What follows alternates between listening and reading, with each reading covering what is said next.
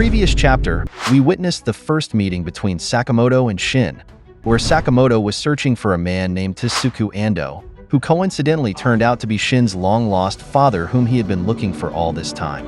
Would the two come to an agreement to help each other, using their knowledge and abilities for their connected purposes?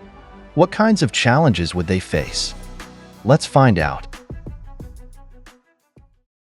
We continue the story in chapter 197, titled Seatbelt. Here, Shin continuously asked Sakamoto to let him come to his mission, but Sakamoto told him that he would only be a hindrance if he brought him along.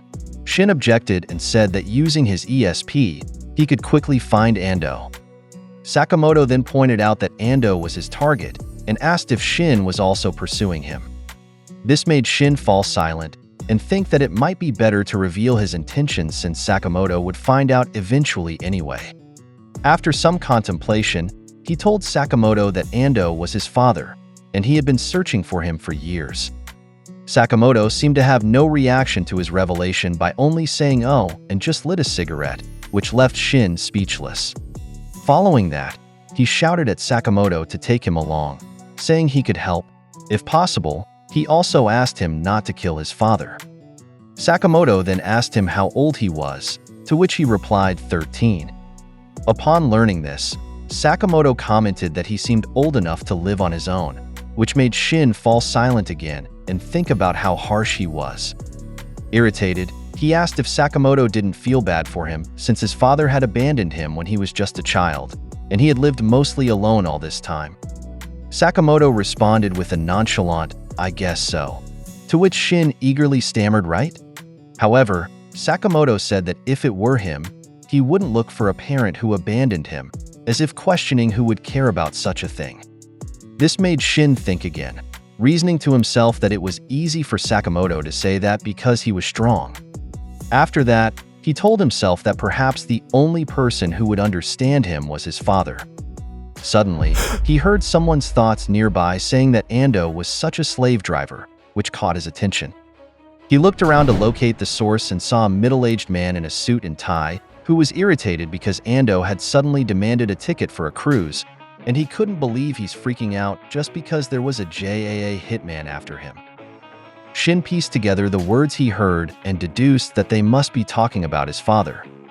Sakamoto noticed him staring at the man and asked if he was connected to Ando. He replied that he didn't know while wondering how Sakamoto had figured it out. Sakamoto explained to him that his expression while watching the man, his sweat, breathing, and body tension all indicated that he was hiding something important, which surprised him. He decided to run away and shouted at Sakamoto that he should have teamed up with him when he had the chance, and now he wouldn't tell him anything while calling him jerkface. Because of this, Sakamoto threw away his cigarette and asked Shin if he thought he could escape from him. Sakamoto began chasing Shin, and during their pursuit, they caught the attention of an elderly female vendor who commented on how energetic they were. As Shin passed by the vendor, he told her that the man behind him was very hungry. Sakamoto commented on his mind that Shin has pretty good moves for a kid. Because of what Shin told the vendor, she asked him if he wanted to try her melon. Sakamoto tried to avoid it and said he would pass, but the vendor didn't let him and quickly blocked his path while commenting that she knew he was hungry. She pushed the melon against his mouth while saying that children should eat when they're given food. Sakamoto had no choice but to eat what was forced into his mouth, and unfortunately, other people began chasing him because Shin had told them that he needed a massage. They tried to stop him by grabbing his clothes and telling him not to be shy. They said their business was slow right now, so they wouldn't let him escape. Because of this, he was forced to remove his suit and necktie to get away. While running, he spotted a convertible that caught his attention. The scene suddenly shifted to Shin, and while following the middle-aged man, they arrived at a pier. He was amazed by this, as it turned out to be because of the size of the ship the man was boarding, which made him wonder where this man had led him. To get inside, he stole the ticket from the man who was following him, causing the man to panic while the ship's crew informed him that it was departing. Upon entering, Shin immediately thought that his father must be here, and seeing how fancy the place was, he wondered if it was okay to board dressed as he was. He looked at a group of people who seemed to be scolding a staff member, and when one man asked another for his decision while calling him Ando, Shin's eyes widened because he had finally found him. He observed the man carefully while thinking if that was really his father.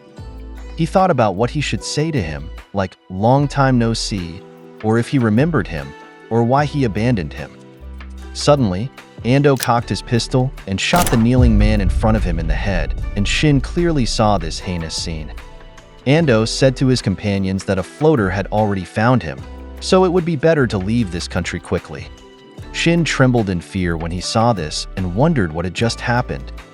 He was confused about why his father had killed the man earlier, and while he was still spacing out about the situation, their eyes met.